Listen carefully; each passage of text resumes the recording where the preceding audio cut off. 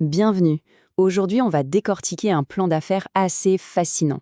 L'idée de départ, transformer un capital de connaissances pures en une véritable entreprise qui crée des emplois. On a souvent l'impression que le savoir et le monde du travail sont deux choses séparées. Eh bien, ce plan nous montre comment l'un peut directement nourrir l'autre. C'est parti. Tout le projet tourne autour de cette question, c'est vraiment le défi central. Comment est-ce qu'on part d'un tas d'analyses, de guides, de méthodes pour arriver au final à la création de 42 emplois stables et à temps plein? C'est tout le casse-tête que ce plan ambitionne de résoudre. Et l'objectif, il est on ne peut plus clair, c'est un chiffre. 42. Pas 40, pas 50, 42. C'est le nombre d'équivalents temps plein que l'entreprise veut avoir dans ses rangs d'ici fin 2030. Ce chiffre, c'est le cap, la destination finale de toute la stratégie. Bon, mais pour viser si haut, il faut bien une base solide, non? Eh bien, cette base, c'est un véritable trésor, qu'on appelle ici le corpus. Attention, ce n'est pas juste une pile de documents. C'est un capital intellectuel, unique, diversifié. C'est la matière première brute qui va faire tourner toute la machine. Ce trésor, il repose sur 4 grands piliers. Le premier, c'est l'intelligence stratégique. Ça peut paraître un peu abstrait, mais en fait, c'est très concret. Il s'agit de maîtriser des méthodes, comme le fameux cycle du renseignement, pour transformer de l'information brute en analyses qui permettent d'anticiper. Ça donne des produits très utiles, comme des radars de risque pour aider les organisations à voir venir les problèmes. Deuxième pilier, et là on touche à une compétence vraiment rare et donc très précieuse, l'ingénierie juridique et financière pour les associations.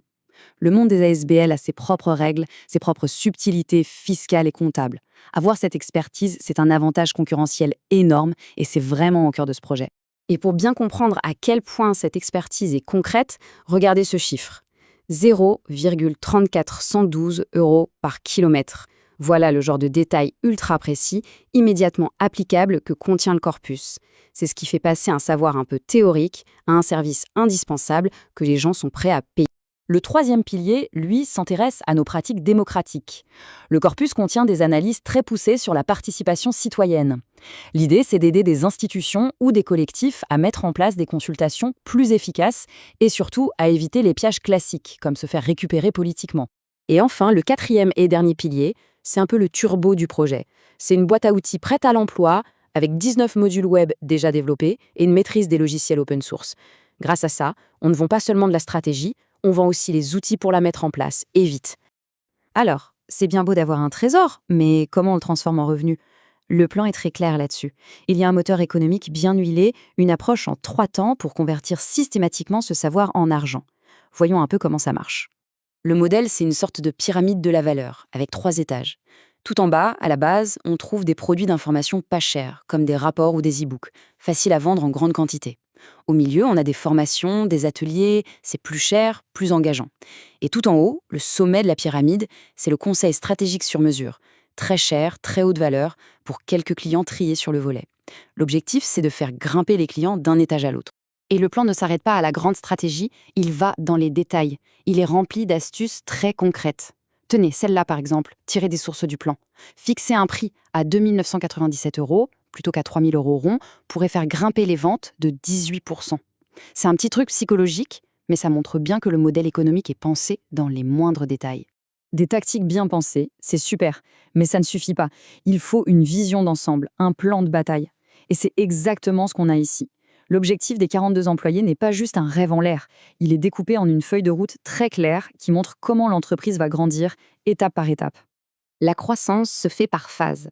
D'abord, 2025, on démarre petit, avec une équipe de 3 à 5 personnes pour tester le marché, lancer les premiers produits. Ensuite, jusqu'en 2028, c'est la phase de structuration.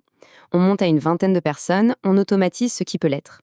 Et enfin, la dernière phase, c'est le passage à l'échelle pour aller chercher l'objectif des 42 employés en 2030. C'est une approche progressive, réaliste et crédible. Mais si on prend un peu de recul, au-delà des chiffres du business plan, il y a une vision plus large. Et c'est peut-être ça le point le plus important.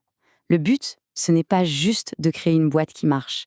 Le but, c'est de créer un nouveau type d'organisation qui arrive à réconcilier deux mondes qu'on pense souvent opposés. Voilà l'idée fondamentale. Faire fusionner deux univers. D'un côté, on prend l'éthique du monde associatif, la mission, l'impact sur la société, le partage.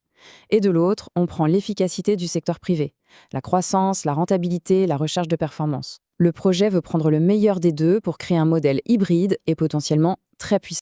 En résumé, la vision finale, c'est ça. Créer une entreprise à impact sociétal. C'est une structure qui utilise les outils de l'économie de marché, la croissance, la rentabilité, non pas comme une finalité, mais comme un carburant. Un carburant puissant et durable pour accomplir une mission d'intérêt général. C'est un moteur autofinancé pour créer du changement positif. Au final, ce plan d'affaires nous prouve une chose. Un corpus de savoir bien structuré peut être une mine d'or, non seulement en termes d'emploi, mais aussi d'impact. Et ça nous laisse avec une question assez vertigineuse. Combien de trésors de connaissances comme celui-ci dorment un peu partout autour de nous, attendant simplement la bonne stratégie pour être enfin libérés?